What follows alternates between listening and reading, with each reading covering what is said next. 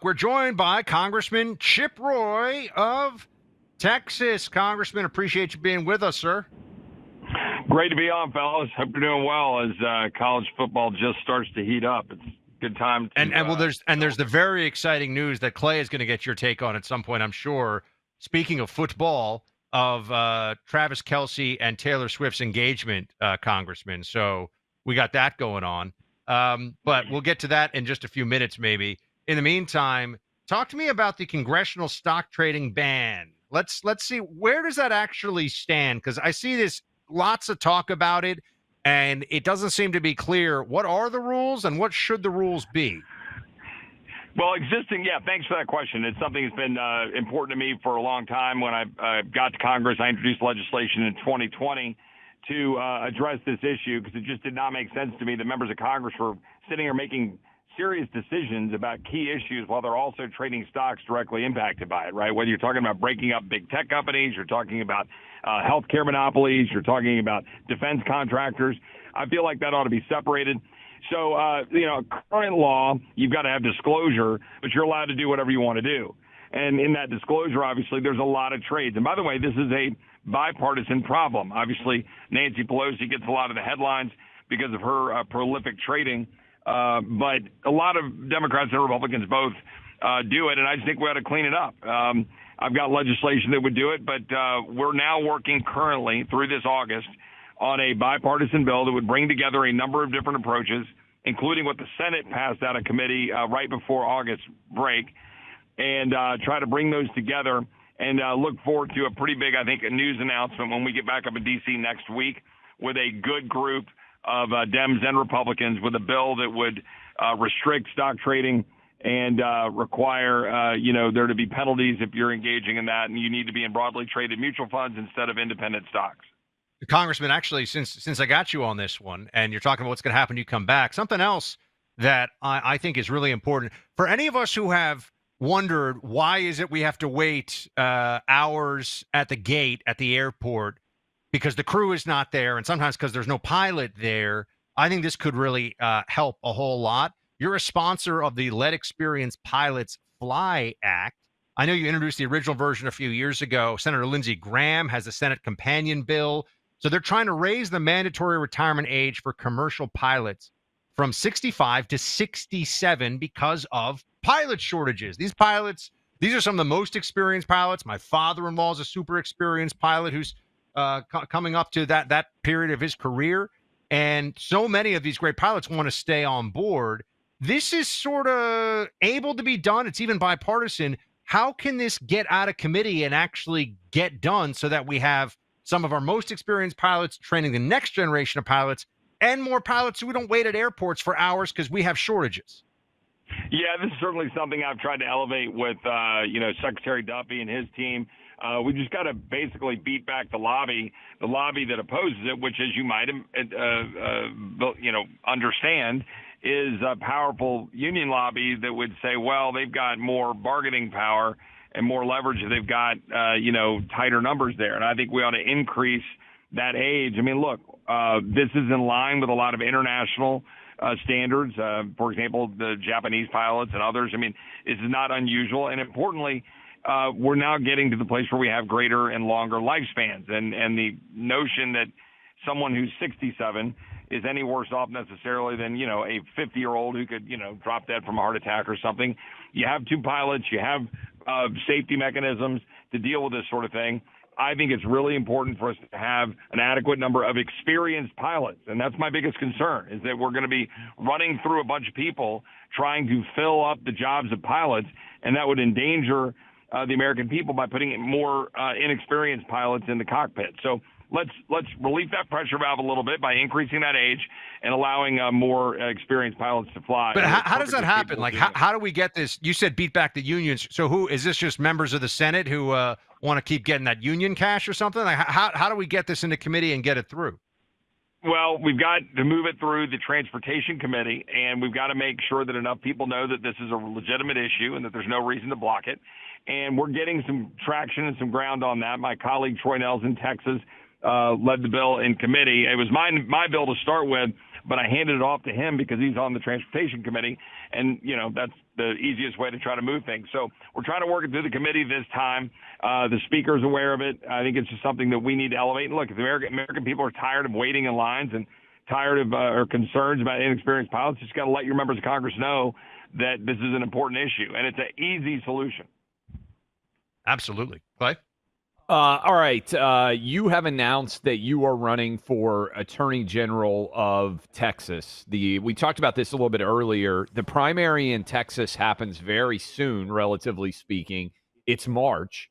You are a monster football fan. Texas got a huge game coming up against Ohio State. I'll let you talk about that. But I would imagine one of the challenges of campaigning for an early primary is so many Texans out there with high school, college, and NFL football about to take off. A lot of people's entire attention just goes into the football world and not necessarily to the battle for the primary. So why do you want to be Texas AG, and what's going to happen this weekend in the biggest game between Texas and Ohio State? Well, I'll address the AG first, because then we maybe will have a little more fun talking about football on the back end. But, I appreciate your all's show being a good balance of sports and politics. It's good for our world. But, look, I want to be AG for a simple reason, and that is, how are we going to secure Texas? Because if we don't secure Texas, we're going to lose America. That's the bottom line. I will have served 4 terms, 8 years in Congress. I've done what I think I can do so far up there to try to change things. I'm very proud of the record of trying to fight spending and stand with the border security individuals and the law enforcement officials that are trying to secure our border, stand with the Trump administration to deliver on the big, beautiful bill, but make it better, actually deliver on spending restraint, all of the things that I've been able to do, fighting stock trading, fight for healthcare freedom, a lot of things that I feel very good about. But it's time, as someone who is a former federal prosecutor, as someone who is the former first assistant attorney general of Texas, to come back to Texas and stand up and stand side by side with our sheriffs, our constables, police officers, Department of Public Safety, people I saw in action during the Kerrville floods, which I proudly represent, but we just dealt with that big tragedy this summer. And I was working with law enforcement, and it just reminded me how important it is. And I can assure you, Texas will have no better advocate, no better partner as Chip Roy in the Office of the Attorney General, combating drug cartels, combating human traffickers, going after street-level thugs. The Office of the Attorney General has one of the biggest law firms in the state. It's the most important Attorney General's office in the country. And you got to have somebody ready on day one. Like I said, I've been there. I've been a prosecutor. I've been in the AG's office. And at the end of the day, you got to have somebody who's unafraid to fight and unafraid to win. And I've been doing that. And look, we're under assault by radical progressive leftists. George Soros funding DAs in Texas, guys. I mean, people don't realize how bad it is in our blue cities in Texas because of what George Soros and the radical leftists are doing. And we got to change that. We got to back the blue. We got to secure our streets. They don't realize how bad it is, the pressure at our border with the cartels, notwithstanding Trump, because he's doing the right job. But when you get another bad president like Biden, Texas has got to be even more prepared to hold that line. Hold the line against Chinese communists buying up our lands. Hold the line against faceless bureaucrats and corporations buying up our small businesses and making our health care more expensive. That's what the AG's office has a lot of power to do, and so I'd be ready to rumble on day one. All right. Well, sorry to cut you off, no, Buck, you go ahead. I would be stunned if he picked Ohio State, given that he's running for office in the state of Texas. But it is the biggest game of the weekend. 10 million plus people are going to be watching, much of Texas for sure, much of Ohio. What happens this weekend between Texas and Ohio State? Well, look, obviously a lot is going to be riding on the arm of Arch Manning. I think Texas' defense is in a good position to be able to hold the line and be able to give him a little bit of room to deliver. I still like Texas in this. I know we're having to go up to Ohio State. I know that it's a big game, and the entire eyes of the nation, so to speak, are going to be looking at Texas here to see what they can do. But I like our chances to get up there. And look, I think Arch has proved himself formidable, and look, it's going to be a big game. Everybody's going to be watching it. But if Texas defense holds the line, it holds Ohio State, Arch will deliver. That's my basic summary. I always bet on Arch. That's a great take, by the way. I'm also on Texas. No, I'm just saying. Texas. And Arch is doing a great job. Well, look, I mean, hook 'em. It goes without saying. And, as a graduate of Texas Law School, I was going to pick Texas no matter what. But I actually believe what I just said. The spread's very close. I mean, look, it's close to a toss-up. I know the odds makers are giving a little edge to Ohio State and probably a home field advantage. But I like Texas. I like our energy. I like where we are. I like what Sarkisian's philosophy is. I like what I'm seeing out of the entire university. And even though my Aggie wife might have to hold her nose when we're watching the game over the weekend, and my Red Raider father as well, we'll all be pulling for the state of Texas this weekend. Oh, well, good luck on the campaign. We know it's going to be a crazy fall for you as you get ready for that, I guess, late winter, technically, primary season. And good luck to the Longhorns this weekend. I know we probably just alienated. I know I'm going to get deluged from Ohio because I think we're number one in Cincinnati, Columbus, and also Cleveland at different times of the year. So we're going to get lit up here. But, Congressman, we appreciate you. Good luck in the AG campaign. Hey, God bless you guys. Take care.